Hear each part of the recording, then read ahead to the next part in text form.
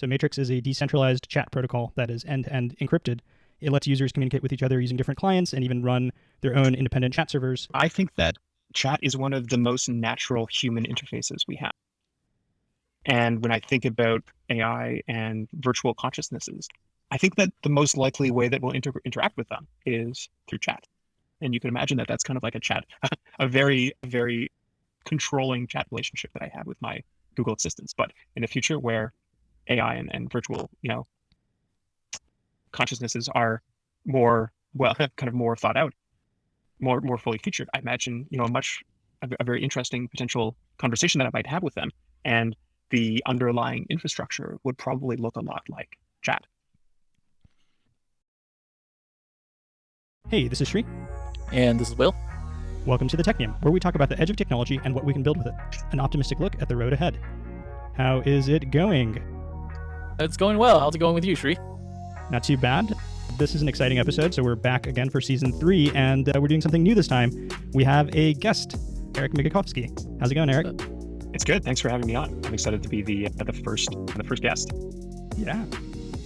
Yeah. Do you want to tell us a little bit about yourself? A quick blurb. Yeah. So I met Sri and Will. What was it? 10 years ago, probably. Yeah, it's been that long, hasn't it? We all went through YC together. That was the first time that I went through YC. I ended up going through it again last year. In the intervening years, I worked at my first startup, which was Pebble, where we made smartwatches. And I had the chance to work with Will at Pebble, of course. After Pebble, I actually went back to YC and worked as a partner there for a couple of years. And then I recently caught the startup bug again and I decided to leave YC to start a new company called Beeper. Nice. Busy. You've been busy in the last decade. That's good to have Eric on this week. And so for this week, what are we drinking here? All right. So this week I have this kind of strange drink I picked up at the corner store. It's Vibes Mood Enhancing Elixir. It has a bunch of random herbs and things in here, so we'll see what my mood will be. Very, very Silicon Valley. Yeah. I got some Q ginger beer here. Nice. Well, I didn't get the memo ahead of time, so I didn't go to the bodega to pick up anything crazy, but I'll wait to hear what your reviews are. Cool. All right. Yeah, so I am excited because Eric is on this week to talk with us about Matrix. So Matrix is a decentralized chat protocol that is end-to-end encrypted. It lets users communicate with each other using different clients and even run their own independent chat servers. And so Eric is working in the space. So yeah, we're excited. What is exciting about Matrix to you, Eric? Well, I personally just have kind of been obsessed with chat for almost all the time that I've spent on the internet. I was just chatting with someone recently, and we came up like what our ICQ numbers were. Do you remember what your ICQ number was? Well, yeah, I think it was like 111967116 or something like that. Okay. Wow. It's something like that. I mean, I go way back. I remember the ding. We used to have a bird growing up, and the bird could emulate the sound of the ICQ ding. And whenever the bird did that, I would just like run back to the computer and like check my ICQ. Nice. But I don't know. I love the idea of chat because it's such like a fundamental component of what we do online, which is exchange short bits of text with our friends and colleagues and that kind of stuff. Yep. But what's crazy is that, we're in 2022 now, and chat still seems like a somewhat unsolved problem. Or not that it's completely unsolved. It's fragmented, and there are still like large amounts of problems that plague chat users. I don't know about you, but I have, up until I started, my new company, I had 5 or 6 different chat apps, actually probably more than that, installed on my phone at any given time. And I would have a different collection of friends and family and people on each one of these different apps. Yeah, it's interesting because chat is one of these things that is like a perennial sort of space that keeps cropping up every once in a decade or so with a new form, a new avatar, but basically the same set of problems. So I think like ICQ and AIM, AOL Instant Messenger, and maybe MSN Messenger a little bit later were all part of that like really, really early part of chat. And then things were getting a little bit fragmented, but I think it was not too bad. And then for a while in the 2000s, I remember there were lots and lots of chat platforms. And then there was a little bit of a consolidation effort because a lot of them could start maybe talking to each other a little bit. And there were these a few. Yeah. I think you're getting to like the 2008, 2009. Yeah. Like, do you remember Trillion and Meebo? Yeah. Adium? Yeah. That was fun. That was a lot of fun. So that was a bit of the golden age of interoperability. When, for a hot second, there was peace amongst the major platforms. And if you had an account on Google Talk, you could send a message to someone on Facebook Messenger. or AIM. Yeah. And there were a few apps like Adium and Meebo and Trillion where you could log into multiple networks using the same app and just have one single kind of interface for all of your messaging. Actually, I think at the time, this is before iMessage even, and the iChat app on Mac OS would actually let you log into each one of these different services, and you could have it all in one client. Does it still, or they took that off? No, definitely not. iMessage? 100% proprietary at this point. Yeah, there was a brief period of peace, and I think it was very fleeting for maybe the late 2000s. And then I think coming to the 2010s, I think there was a bunch of walled garden chat apps. The biggest one that I think everybody knows is WhatsApp, right? But there were many others like Viber and a few others as well around that time. So I think you can trace it back to the shift to mobile. So in 2008, 2009, obviously the iPhone and Android started becoming the default platform on which people, lived their lives. And there needed to be there was an opportunity for a mobile first chat network, especially for a lot of people who were using a smartphone as their first computer. Like they didn't idle on IRC like we did, back in the day. They were using, a phone or a tablet as their first computer. And WhatsApp emerged as, one of the first mobile first networks. And they, I guess, never felt the compulsion to interoperate with the other networks because their users were on mobile to begin with.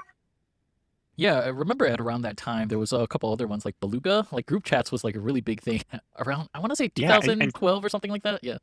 GroupMe around the same time. That popped up as like an SMS. Yeah, a lot of these chat apps were trying to build their network effects and moats of being the go-to chat app for a particular demographic. I remember when I was in college, it was all GroupMe, but I think it might have been fragmented by geography, obviously US versus international. I think that WhatsApp got a lot of traction from being the free messaging alternative in countries where SMS was relatively expensive. So yeah, that was sort of the name of the game at that time. And then I think a little later on in the like 2015 onwards, there's been like a lot of emphasis on group chat, enterprise chat type of products like Slack is the big one, and then Discord as well. Yeah, I like to draw kind of a line between what I kind of call consumer chat and enterprise chat. Though I think maybe a better definition, a more broad definition might be community-based chat. So you have personal interactions, usually direct messages or small group chats.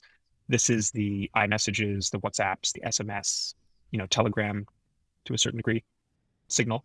And then you have communities like Slack and Discord and Reddit, and they operate, the mode in which you use them are actually quite different. And I'd say that, we had forums 10, 15 years ago, but there wasn't like a prevalent group chat platform. I guess IRC would have been the biggest one at the time for larger communities. Yeah, definitely. I feel like at the time IRC mostly filled that role, and it was like specific power type users or like old school users that would be running on IRC. Otherwise, like if you grew up in like the web around the mid 2000s, you probably wouldn't have heard of it because it takes a lot of work compared to most other apps that kind of get on IRC, right? So I remember, the first time I used IRC was in high school, mostly to hang out with, I guess, other friends from school. But there were these bots that would serve binaries, and if you talk to them, like they would send you back like AVI files or whatever.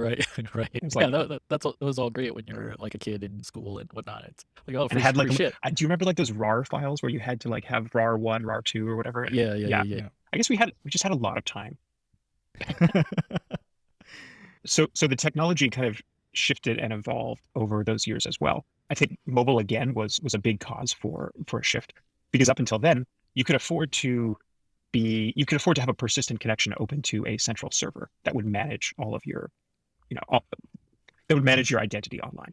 You could afford to have like a custom client that would interact with another chat server.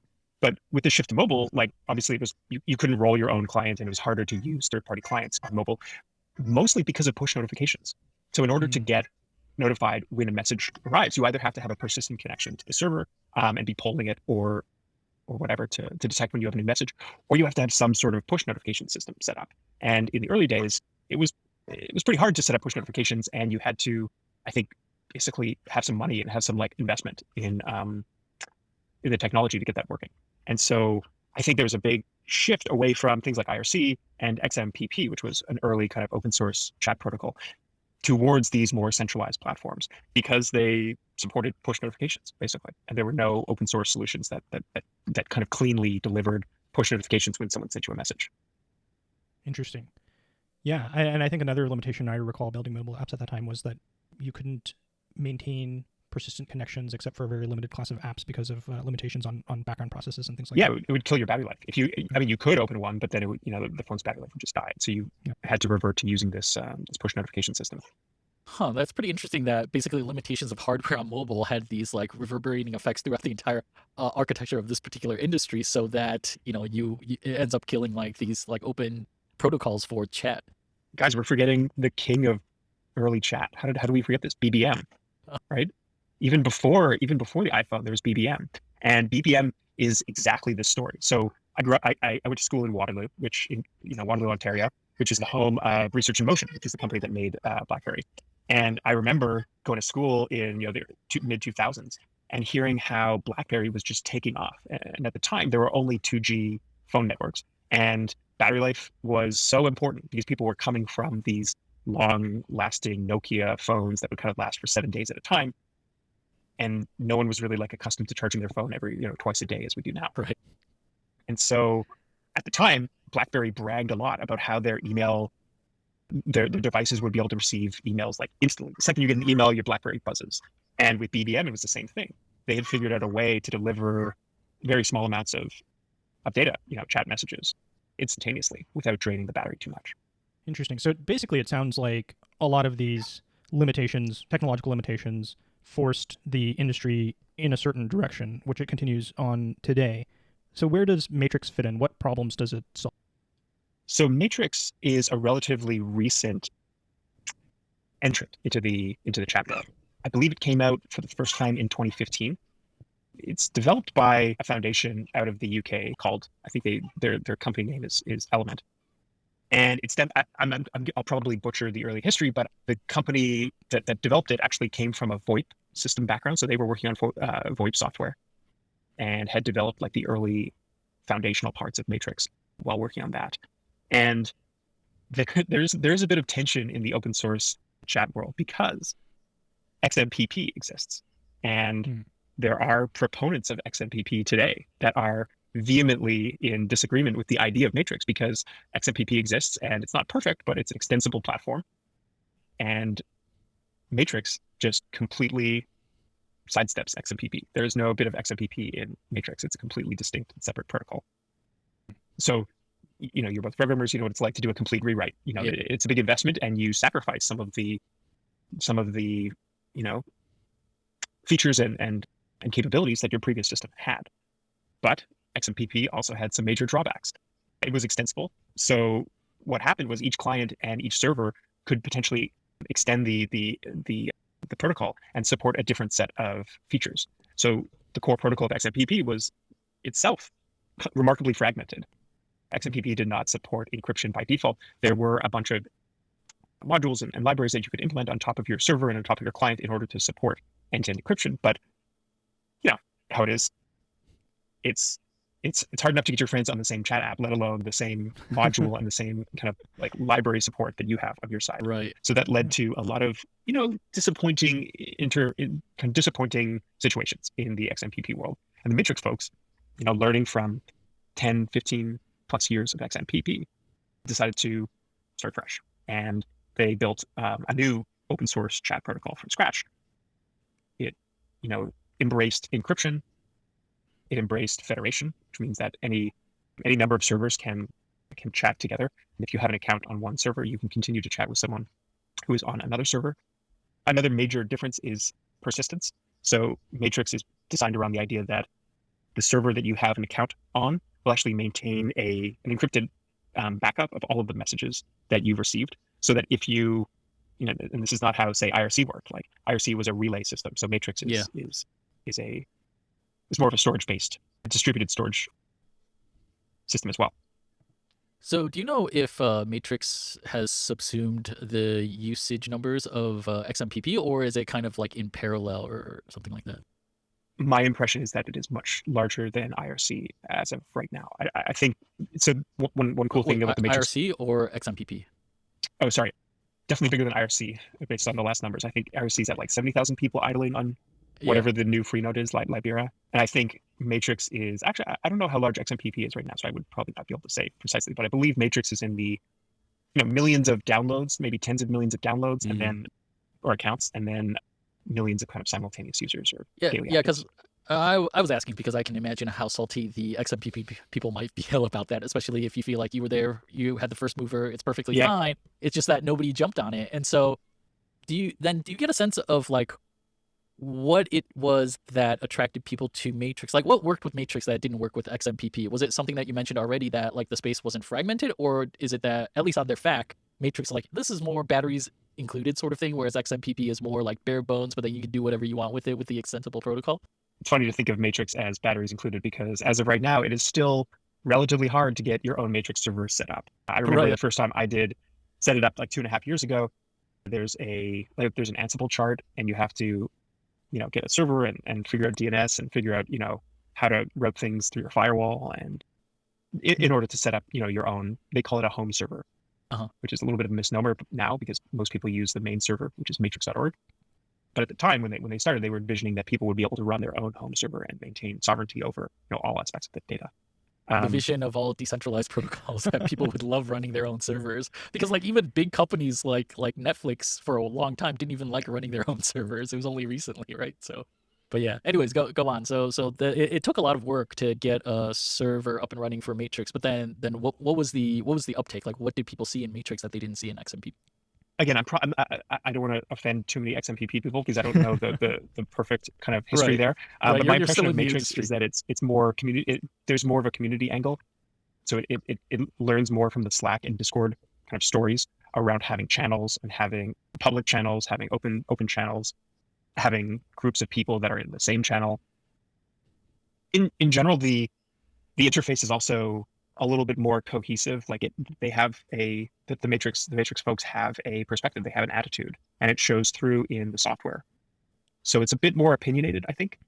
And since they're developing both the server software as well as the client software and publishing them as open source libraries, it means that first of all, there's a great reference clients that you can use to connect into their existing server, and it works quite well.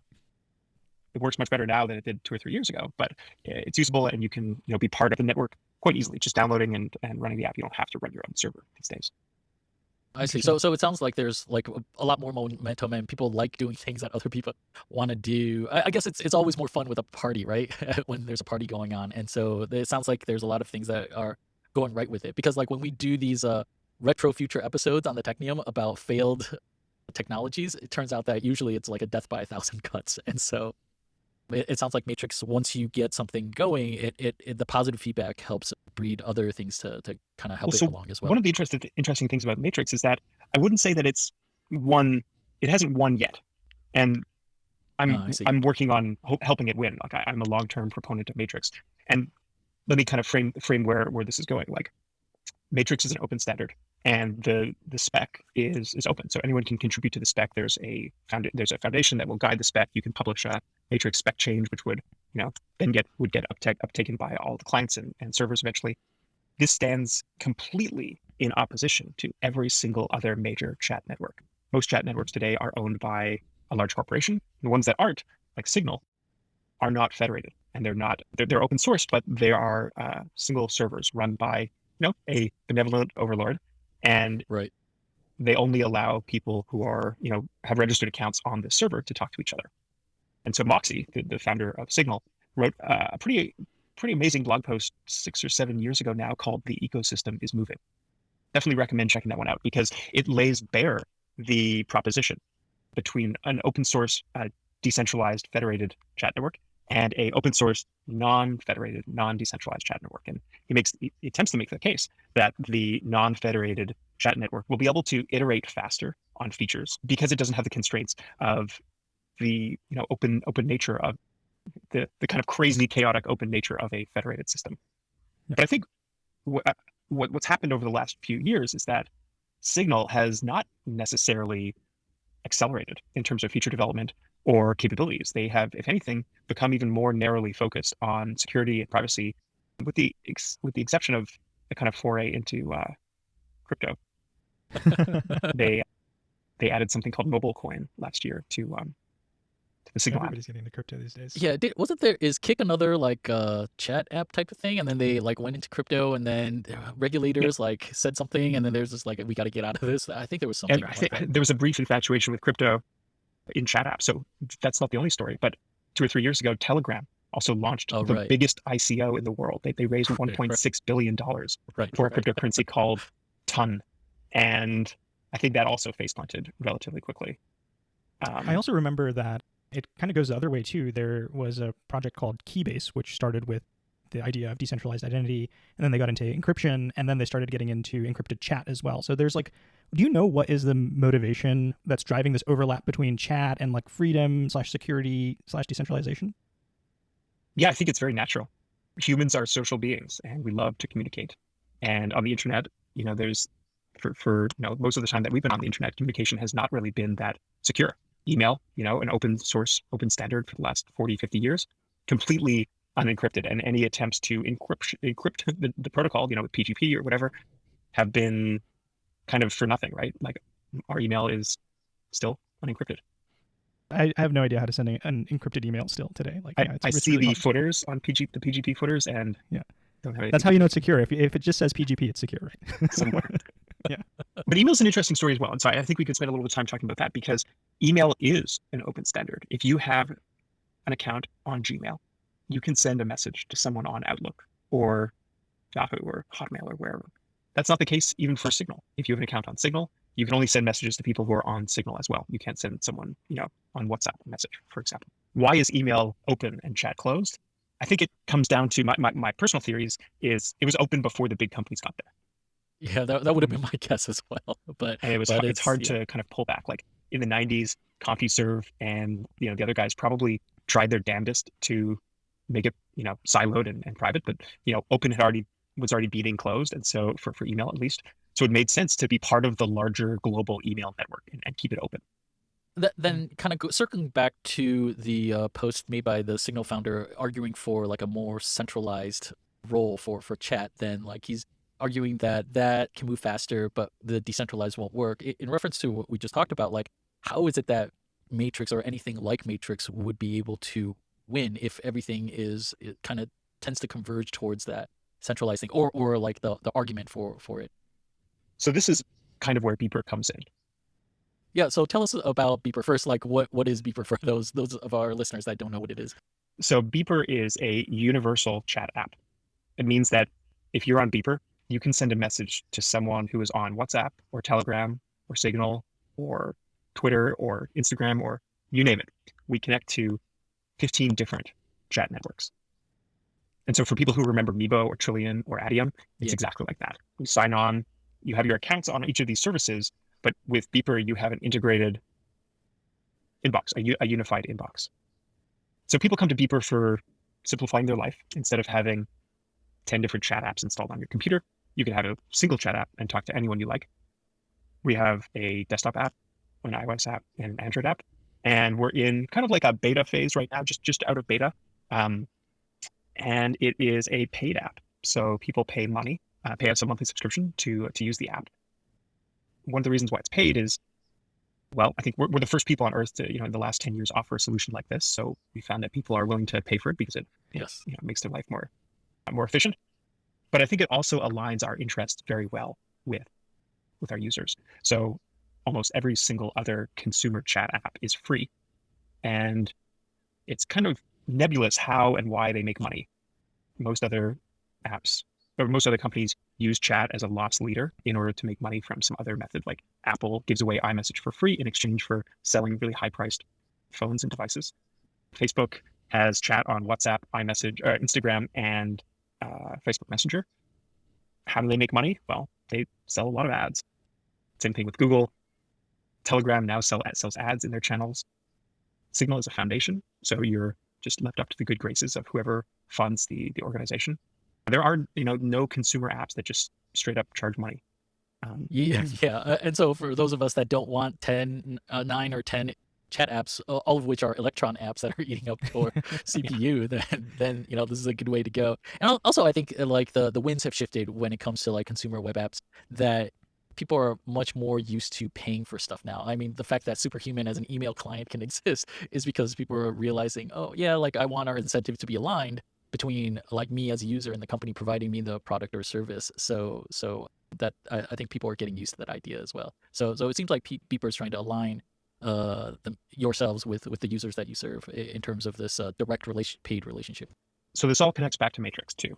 When I started working on this, there's actually a little bit of a Pebble story back here, Will. So oh, really? You remember back in the later days of Pebble, we added a microphone to the watch. Yeah. And we wanted to be able to let people send messages from Pebble by speaking into their watch. And on Android, this was no problem. You could record something, you could do voice to text, and then you could, using the system level APIs, you could send a text message. There's an Android API for sending text messages. Makes sense, right? Yeah. On iPhone, you can't do that. There's no API for sending a damn text message. And so we were blocked. I think we went to some crazy efforts to do like SMS over IP, and we had this convoluted system where you could sign in with your AT&T or Verizon account, and we would send text messages on your behalf, but it didn't connect to iMessage. And anyways, long and short of it is, on iPhone, it's basically impossible to get access to any of the messaging APIs. And we looked into it. We tried hard. And that thought kind of stuck with me. And I was like, man, how come no one's built an API for messaging? How come there's no universal API where I want to send a message on behalf of a user on whichever network they're part of? Why can't I just do that?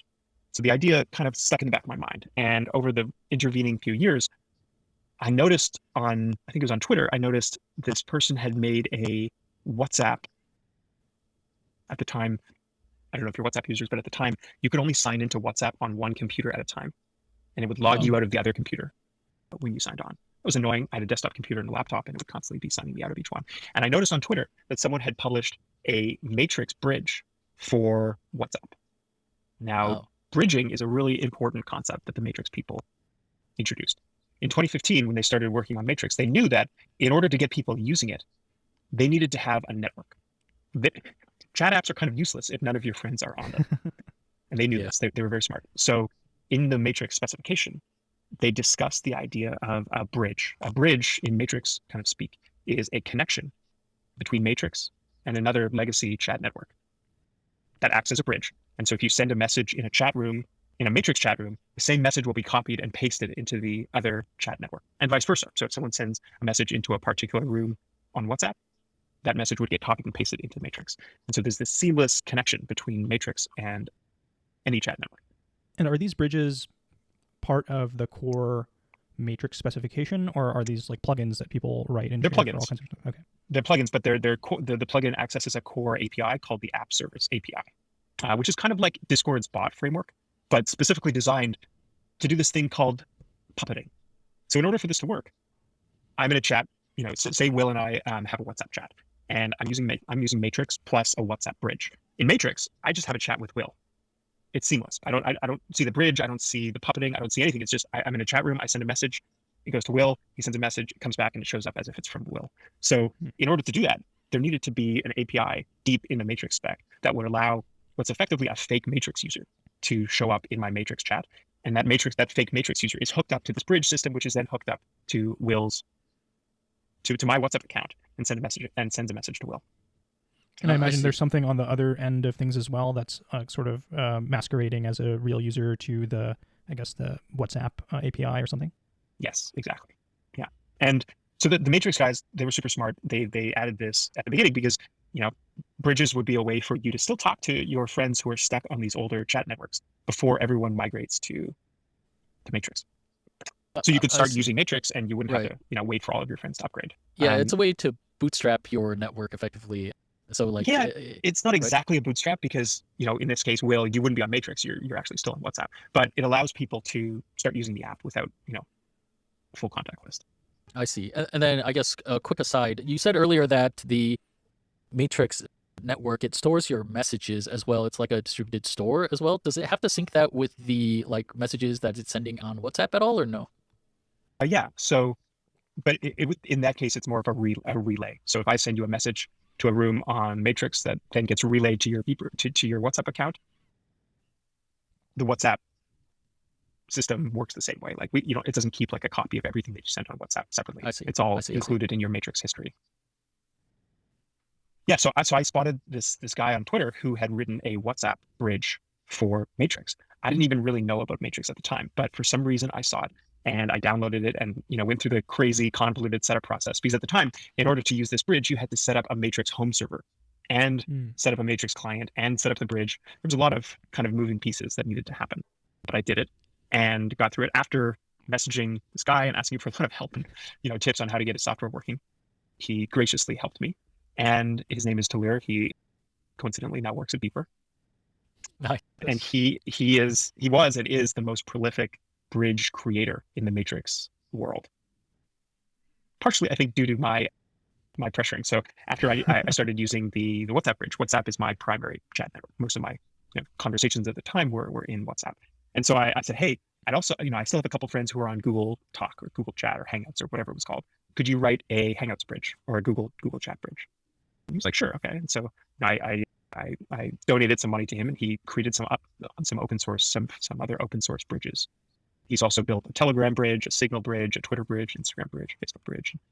Eventually, I was building the chat app of my dreams, which is a single app that would let me chat with anyone that I knew.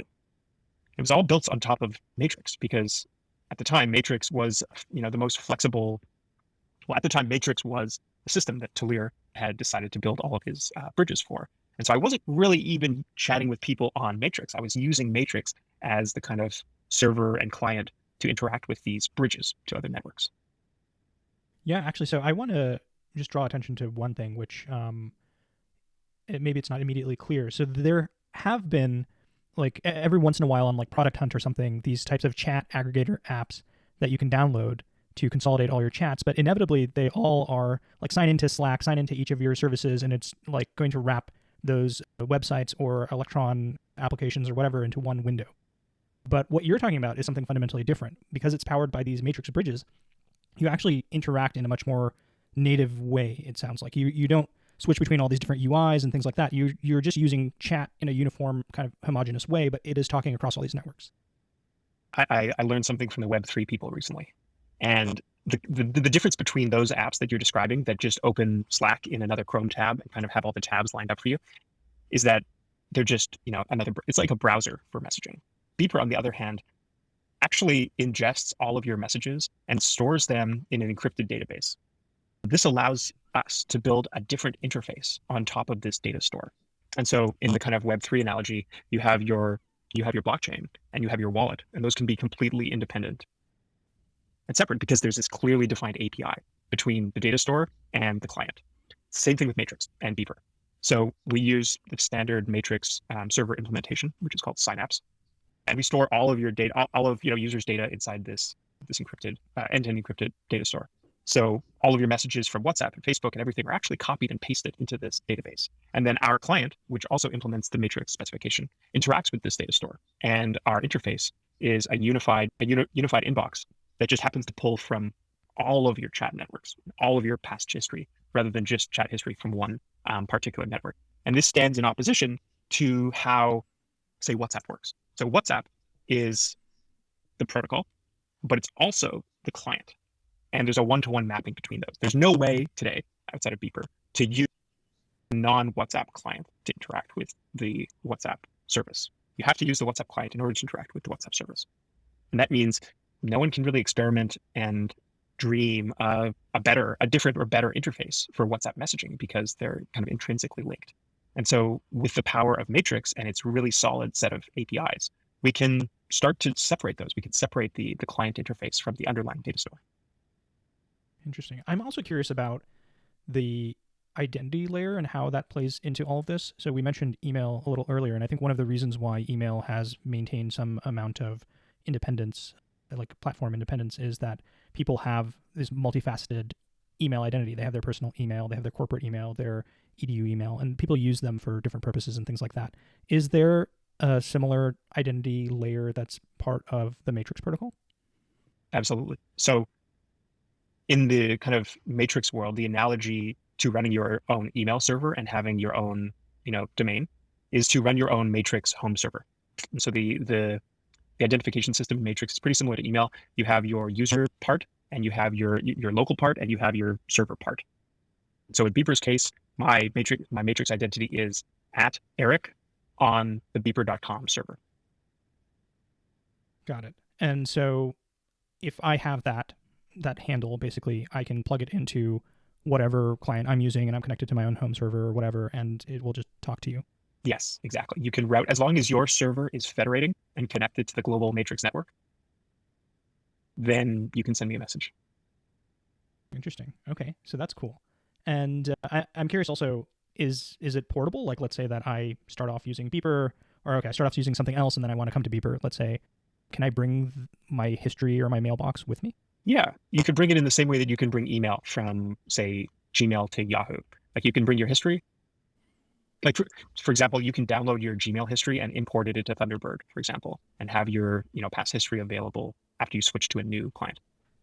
But in the same way that you can't really bring a Gmail address to Yahoo, you can't port a matrix ID from one home server to another, at least not yet. There is some talk of matrix, P2P matrix, peer-to-peer matrix, and that would involve, instead of a local part and a server part, you actually just would have a single UUID that is unique to your, basically a private key and public key combo.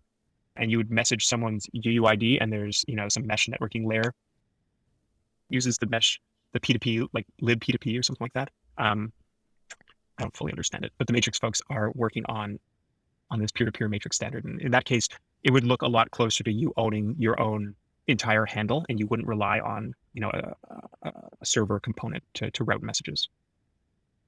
Got it.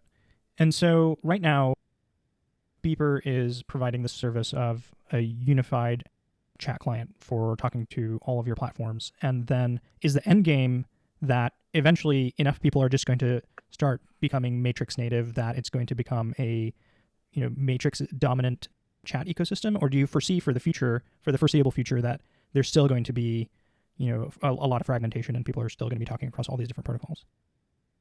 I would love for there not to be fragmentation as a user, but I can't really imagine a near future where that's going to happen.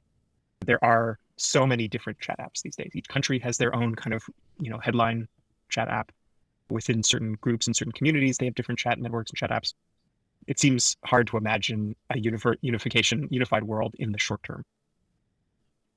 So I think Beeper serves a purpose to let you have a cleaner, simpler interface to all of these different networks.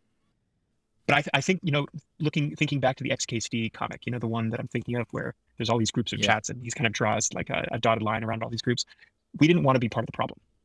We didn't want to, or this is another XKCD, like, oh, there's 10 protocols. Let's create a new protocol that integrates all the other protocols. And now we have 11 protocols. So we didn't want to be part of the problem. We didn't want to create yet another, like Beeper specifically. We didn't want to create yet another chat system, which is what, a major reason why we decided to build Beeper on top of the Matrix specification, because Matrix is here. It's great. It supports pretty much everything that you would want to support in chat, and it's open, and it's federated, and other people can connect into the Matrix network. And in the long game, if more people use Matrix, then we're not contributing to the global problem of creating yet another crazy new chat network. So then I guess this is the long thread connecting back to the original question, which was like, why would people use Matrix? Like, it sounds like it was that when you're able to split the protocol off from the client, then you can do a lot more experimentation with that. And so are there experiments that Beeper is trying on the Matrix network that you guys have been toying around with, or that you've already delivered? Yeah, there's a couple problems that we are working on right now. I can kind of group them into a couple buckets. One is around the feeling of being overwhelmed by messaging that people tell us about. Yeah, like on Twitter, like somebody else was asking about, like, is there something to aggregate all my Slack threads so that like I can see it all in one place? I'm like, so you want like an email inbox? Like that's what you're looking for? It seems like we've given up on one terror and introduced something else. Like email was crazy and impossible and low signal to noise, and so we all left and we embraced chat because it was high signal to noise because all the crap was still stuck on email. Well, obviously, a couple of years later, we now have tons and tons of people messaging each other on chat. And what was a nice, calm, collected, simple world is now crazy with both networks as well as machine-based messaging that happens on chat, automated messaging, ads, spam, group chats, annoying people in group chats.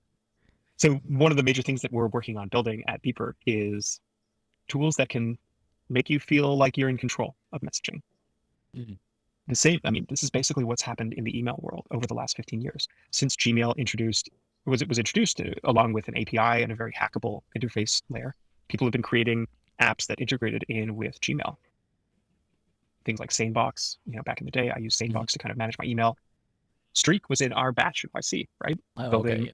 and kind of Yeah. CRM built right into your email. And Gmail became a platform, an operating system. Now every single business app that comes out of YC, integrates with Gmail.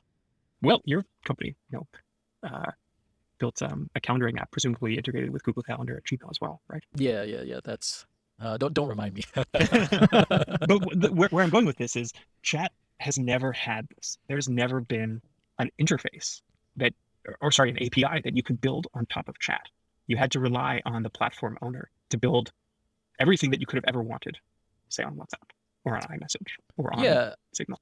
Right. And so that comparison with email makes a lot of sense because like when it comes to email, whenever I've talked to people that have worked on email, they've talked about how there's kind of that Pareto principle where, everybody feels like their workflow is the one workflow. And so if you try to change anything, it like obliterates like say like the last 20% of people's workflow and they're like the loudest ones too.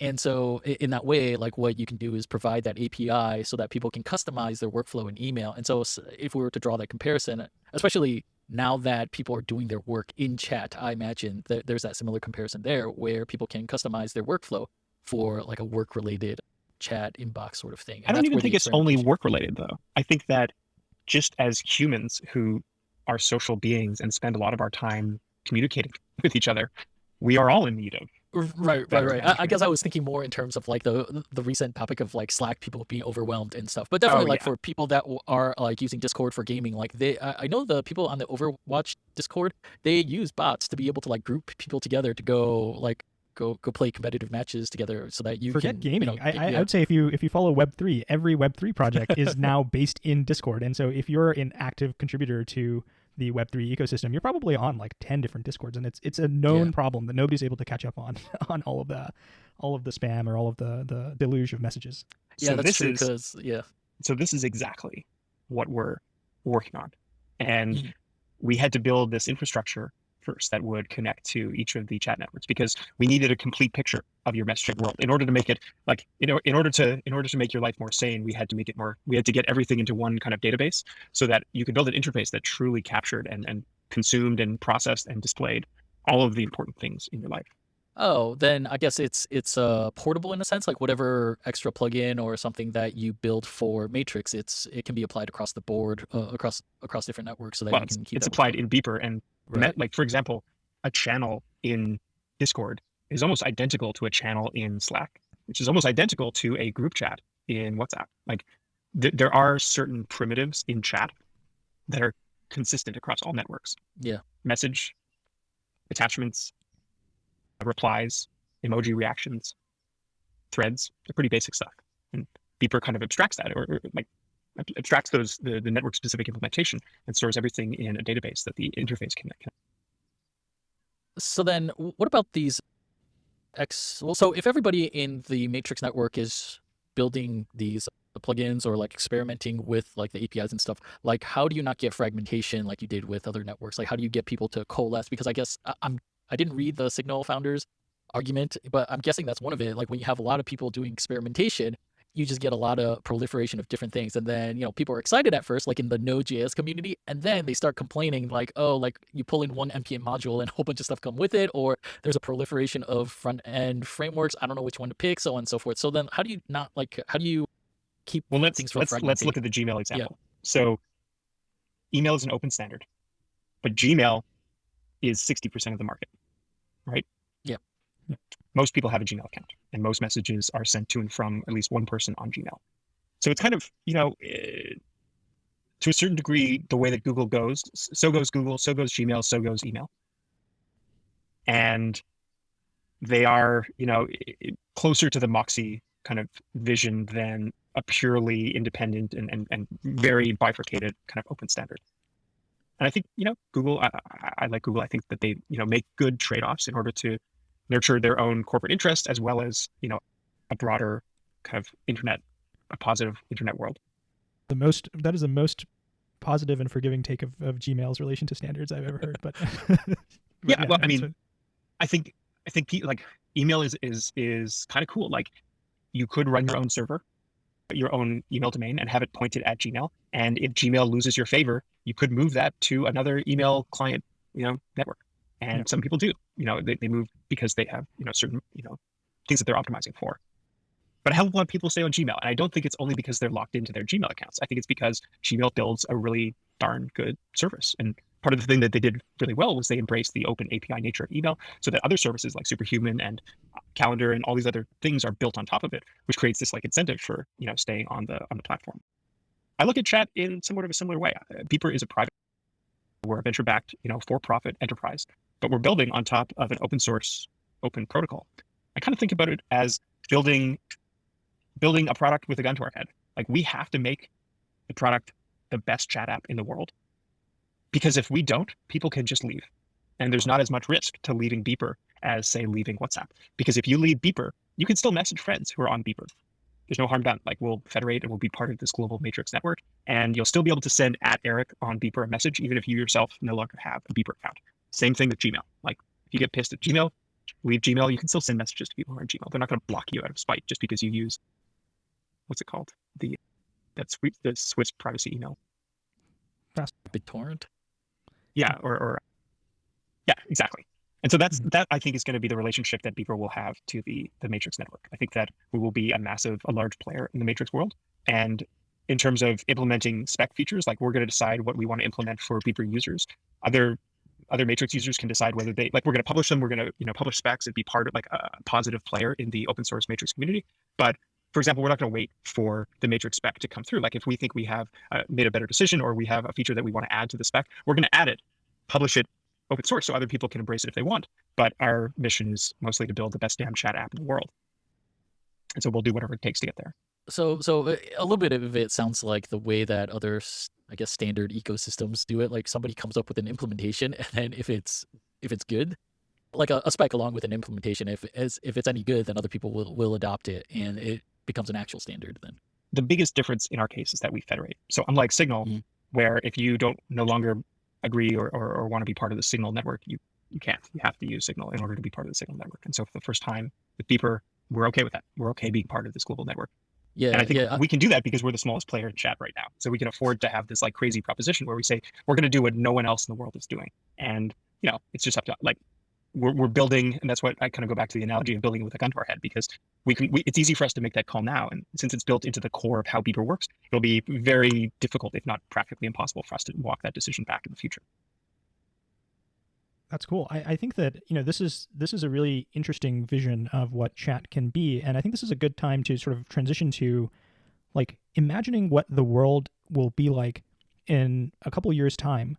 Let's say that there's good uptake with Beeper and the Matrix ecosystem is healthy and there's healthy competition. What do you think that the world will look like? And maybe we can start from one specific angle, which is that what kind of businesses and business models are going to be flourishing in a world where chat is federated and open? Yeah, so basically assume that like the world that you wanted is already exists, that chat is federated. Like what are the second, third order effects, or like what would people be able to do as a result of Matrix flourishing and the chat ecosystem being federated? The first thing that I already do today as a Beeper user, that not like, what is the William Gibson quote? Like the future is here, it's just not evenly distributed. So let me describe to you the beautiful future that you will have in a relatively short period of time. I have a single search box that I can type anyone's name into and instantly start chatting with them, regardless of which network they're on. And that alone is one of the things that I love the most about Beeper. You never have to think, like most of the time when you look down your phone and you're like, I need to get a hold of someone, you run this mental kind of lookup table where you are matching a person's name against a kind of rough, fuzzy database in your head that says, oh, the last time that I talked to Will, it was on Signal, I think. Let me go into Signal and check. Oh, no, I was wrong. It's actually on Telegram. Or you have 5 different chats with the same person and you're not sure where you exchange the URL to this podcast recording thing. I had to go and check. It was actually to my work email or something like that.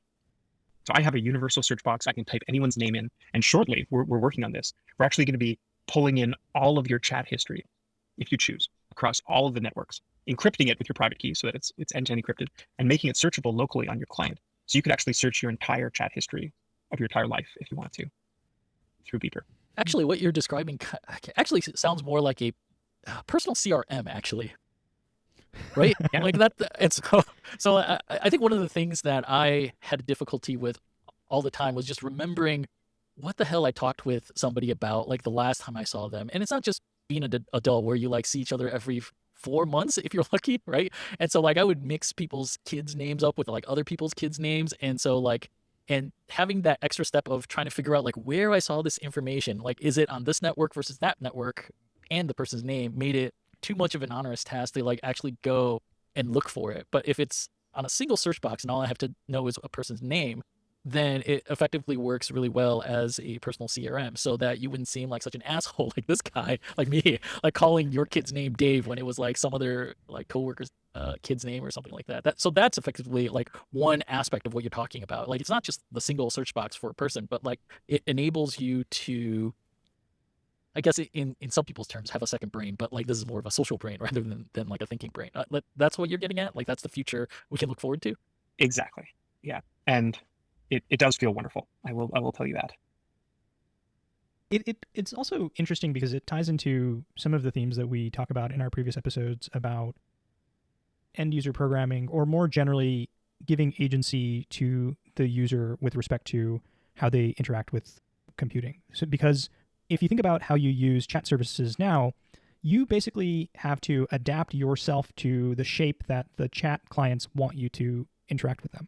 So Instagram or WhatsApp imposes certain expectations of how that protocol is used. And every single protocol has their own expectations, and you sort of have to mold yourself to that. Whereas in this feature that you're talking about, actually, you kind of own your data, you own your identity, you're able to have that be portable, have that be indexable, and maybe even have other alternative views, UIs, helper tools that help you manage all that data, rather than you being sort of subject to the whims of whatever the developers at Facebook are going to do.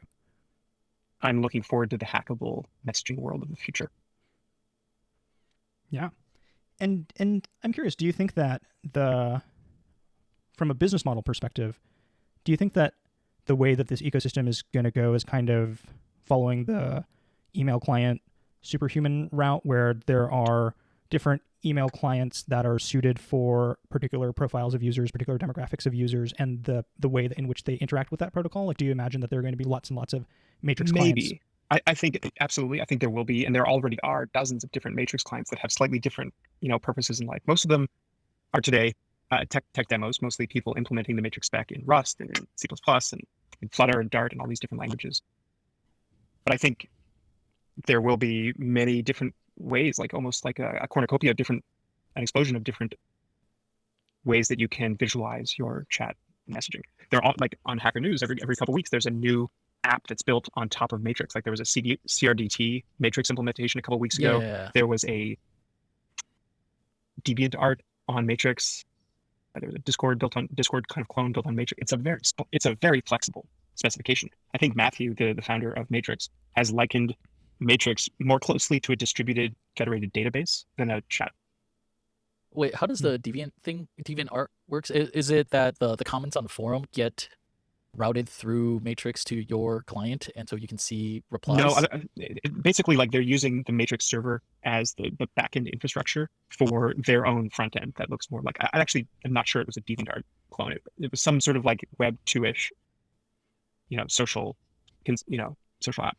I see. And I guess I was wondering, was it more like a chat thing, or was it more like a forum thing? No, it's a forum. So it's like web page. Oh, I see. Like when you load a web page, it was actually loaded with data from a Matrix server in the backend. Oh, I see. Okay, I see. It kind of sounds like what people wanted Twitter to be back in the early 2010s, where people were imagining that eventually Twitter would be this like backbone that would be the messaging layer or plumbing layer that would support all kinds of different UIs and different things. And of course, Twitter took it in a very different direction. And I think there was like another YC-backed company, app.net, which was trying to do that and didn't work quite well. Yeah, that's Dalton. Like he's a partner now, I think, right? Yeah, he and I worked closely at YC, and we've talked a lot about it. Oh, I see. He probably has the appropriate battle scars to be able to tell you the ins and outs of that, because definitely I bought into the vision that he set out as well. But I don't know, I guess it was Well, I guess any number of things from timing to I don't know. Yeah, so I guess that's for a whole nother episode and whatnot, where we talk about like Twitter type of like why it wouldn't work. But then that also does lead me into like, are there other applications besides chat that you can put on top of Matrix? Like, could you have Twitter clones on Matrix?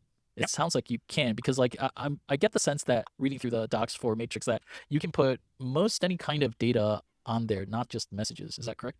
You can put basic, like if you think about it as this federated, decentralized database that has like a real-time messaging component for updating the database, anything that you can store in a database could theoretically be distributed and synchronized across clients. So the Matrix core team is looking at the metaverse and VR and how Matrix could power open standards for VR rather than, you know, the Facebook metaverse, which is presumably Right. going to be just Facebook and Facebook alone. So they're kind of trying to position it as the open standard for that. Yeah, one of you remember eFlow, right? Like he was working in VR for a little while. eFlow was one of our batchmates, and one of his laments about VR was just the closed ecosystems and how ideally you would be able to take the objects that you buy in one metaverse and be able to take it with you into another. And so presumably you could do that with Matrix. You should get Darshan on here. He's running Oh yeah, that's right. he's running a VR company. Right, Yeah. exactly. Like it would be good to talk to him about that too. And so I guess the other thing I was thinking then was that if you can have any kind of data on there, you could presumably have something like for e-commerce backends, inventory management to sync the to sync the Shopping amounts. carts or something? Well, not the shopping carts. So the reason why I'm thinking about this is because when I was at Pebble, I was on the e-commerce team, and though we did like we weren't so big that we had like tons and tons of different third-party logistics providers. Like I do know that like for other places where you do have inventory held in a couple different places, they have problems syncing their inventory counts for a variety of different reasons. And so presumably you could have different home servers located in different parts of the country or different parts of the world, and then use Matrix to sync those numbers. I mean, like I'm just kind of pulling this out of the air, but presumably you could do something like that in Matrix. I think this gets kind of one of the potential negative points about Matrix, which is it is infinitely flexible, and so that to a fault. Like there are many different things that people are building using Matrix these days, and it's a little bit scary to think that they're all kind of being built on top of the same flexible infrastructure. It means that, you know, the infrastructure risks being not perfect for like any one particular thing. So we at Beeper are incredibly narrowly focused on chat, and we've tailored all of the things that we've worked on to kind of directly be chat related. But at the same time, there are many people in Hacker News that are exploring the wilder prospects with Matrix. Yeah, I think that, and so what you're saying is that you do see people trying out all sorts of things, whether they'll actually work or not. That's to be seen, I guess. So that's true. But then yeah, like I guess I'm just kind of pontificating based on kind of like, oh, if like federated chat was healthy and everybody used it and stuff, like what would people use it for? That's kind of one of the things that came to mind. Is it much easier to create chatbots on Matrix compared to some of the other platforms? Oh yeah, instant. There's a framework that Talir, one of the people who I work with, created called Nowbot, and it's so easy that even I have created a chatbot on Matrix. And as you well remember, I am no amazing programmer. But you are a programmer, so that's something. So then, if that's the case, like, I guess what comes to mind immediately? Well, on the Matrix FAQ, they were able to implement Eliza, or one of the chatbots from like the early 1960s, and then put it on Matrix so that you can talk to it. So that in itself is pretty interesting. It's kind of like Slackbots. Like, you remember how easy it is to build a Slackbot? It's kind of like that, but imagine a Slackbot that can participate in any chat you have. We got to get GPT-3 plugged up. Into this. Oh, it's already been done. Yeah. Okay. Yeah. What do you see people doing with GPT-3? Is it just more kind of as a tech demo, or are there like serious uses? Okay. I don't know if anyone's built like an autoresponder that will mimic my words on Matrix yet, but someone should. Yeah, actually so real quick, we talked about in the very first episode of Technium where you could possibly record, what do you call it? Use somebody's email history to get them in an embedding space and then be able to talk to them again, whether they're alive or dead. And so you could embody, say, Shri as a chatbot, and then long after he passes, still be able to ask him questions on the Technium. I'm like, here's a crazy kind of long vision for chat. I think that chat is one of the most natural human interfaces we have. And when I think about AI and virtual consciousnesses, I think that the most likely way that we'll interact with them is through chat.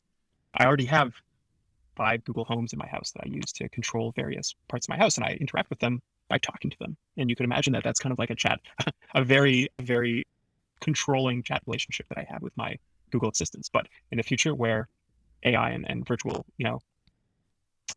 consciousnesses are more, well, kind of more thought out, more fully featured, I imagine, a very interesting potential conversation that I might have with them. And the underlying infrastructure would probably look a lot like chat. Is there a bridge between Google Home and Matrix? Not yet, but that actually, Okay. it's crazy that I hadn't actually thought of that, but that actually would be really cool. I could just send a message to my home. That sounds, I'm putting that on a list. That's going on the list. Right. You heard it here first, folks. Like, here's where we generate all sorts of ideas for you to implement. So maybe down. one day we could be like the Randall Munroe, where we have some crazy idea and somebody out there just implements it. And so it's going to be the world's best programming language, where we just talk about things and somebody else just implements them. That's basically PG's life, right? He would just give us ideas, and then companies would form and we would build things that he. Exactly. As somebody who works in the search space, one of the things that really intrigues me about chat is going back to the Web3 and people being part of tons of Discords and things like that. The problem that everybody has with this is that nobody can find anything. Like, nobody knows in this DAO, where did we make this decision, because it was made by a bunch of people talking on Discord at midnight and things like that. And I think that having these bridges and open protocols and maybe bots that are able to observe the messages and then index them and make them searchable, it would be really cool to be able to just ask a search bot some natural language question, like, when did we talk about this thing with this such and such person, or when did we make this decision regarding this topic? And then it would be able to pull from wherever those discussions were made, whether they were made in DMs, whether they were made in some Discord chat, the relevant data, and just be able to show you the messages. And attach it to your GitHub repo, so that when you hit git blame, you can see the exact place where people decide to make this terrible decision. Yeah. So when you said, like, in terms of search, like, you envision that search would be it would be able to reach into Matrix to be able to index this sort of stuff itself, right? Yeah, and the way that our search is implemented right now is it's all client side, because all of your messages on Beeper are end-to-end encrypted, so only you can read your messages. The flip side of that is we can't index it on the server. So actually indexes it all locally on your client, and then encrypts it, the index, and syncs it over to your other clients. It's kind of crazy. Yeah, but most people's chat don't grow by leaps and bounds, so you should be able to fit that all on a client, right? They do if you're part of 10 stupid crypto Discords. Right. And everybody's posting like gigantic GIF memes and stuff like that. So it's a bit of a hairy problem. We haven't really cracked that one yet. I see. I take it back. So yeah, I mean, I think we always like to sort of end on, what do you think is the gap between that future that we talked about and now? Like, what remains to be done in order to get to that future where Matrix is a thriving ecosystem? It sounds like a YC interview question. We got money at the end of this interview for you. Yeah, a surprise. So I'm thinking about this in 2 or 3 different ways. And one is the infrastructure. Like, what we have today is super in general. There's no true interoperability between these networks. So in Beeper's case, in order to get access to all of these different networks, you have to have an account on each of these services. Most people are not going to want or need to have 10 or 15 different accounts. They want to have one account and have that account interoperate, just like Gmail, with all of the other email, chat providers. So I think one important thing that we need to work on is supporting open standards for chat. And we're actually working with several politicians in DC to push legislation forward that would mandate that networks open up their standards so that they aren't these siloed, closed off things. So that I think is that's on the critical path in order for us to have this future. I don't think that everyone's going to be on Matrix. There are going to be other chat networks out there, and there needs to be some degree of interoperability between them. That's a major one. And then I think people need to start imagining what a better chat experience could look like. Up until now, over the last 10 years, we've been told how to use chat and what chat should look like. And if you look at iMessage and WhatsApp, they are pretty boring. They are list views, and that's about it. Where's the Where's the fun? Where's the excitement? Where's the casualness of hanging out online? Where's the not taking yourself too seriously? I think Discord does a great job at this, but that's only one single chat network. I'd love to see what people think. If you split the infrastructure and the data, kind of the database from the interface, like what can people dream of? Yeah, to because bring like AIM status messages and those wacky like profile pictures back. You have to like. Yeah, just a lot of the experiments on like mobile, like Hangouts, there's like House Party or whatever, like different ways that messaging could have been done. Like a lot of them died to death. I don't know if it's because the interaction sucked or they just didn't have the network. And so if you can kind of get that network with people that are already on Matrix to try out your stuff, then you could actually rule that out as one of the factors that killed your thing. You know for sure that it's your product. Cool. Yeah. So it sounds like there is a pretty clear, compelling reason for Matrix to exist, and actually like a pretty reasonable way to get there. And part of that is actually that you and the rest of the Beeper team are trying to advance that vision of the future. So it's like we talk a lot about very future-looking technologies on this podcast, but this sounds like it's very much within the realm of possibility. Like we can get to this in like 2, 3, 4 years or something like that. That's the plan. I think we have our work cut out for us. Like we know what the challenges are, but there's a payoff if we can get. Cool. Well, great. So yeah, we covered a lot of ground. It's been like really interesting to hear about not only Matrix, but your work with Beeper, as well as just reminiscing about the different eras of chat with you. So thanks so much for joining us today. Yeah, and so how are you feeling with your optimism, Sri? I think that this is the most attainable future that we've discussed yet. Like I said, I think like very, very optimistic. If it doesn't happen, I'll be surprised, I'd say. Yeah, no, I think the type of possibilities that you have with Matrix kind of expand when you realize that, oh, okay, there's the separation between client and protocol. Like I can kind of get in there and do this experimentation. That gets me excited as an engineer and as a builder. And so our listeners should also be excited about that too. So I'm pretty optimistic. Yeah. And I want to thank Eric for getting on this podcast and chit-chatting with us about what is Matrix and where it has to go and how we might get there. So for those subscribers, subscribe, share, comment, and we'll have more for you in season 3 of the Technium. And so with that, this is Will, Sri, and Eric signing off. We'll see you later. Thanks a lot. Bye-bye.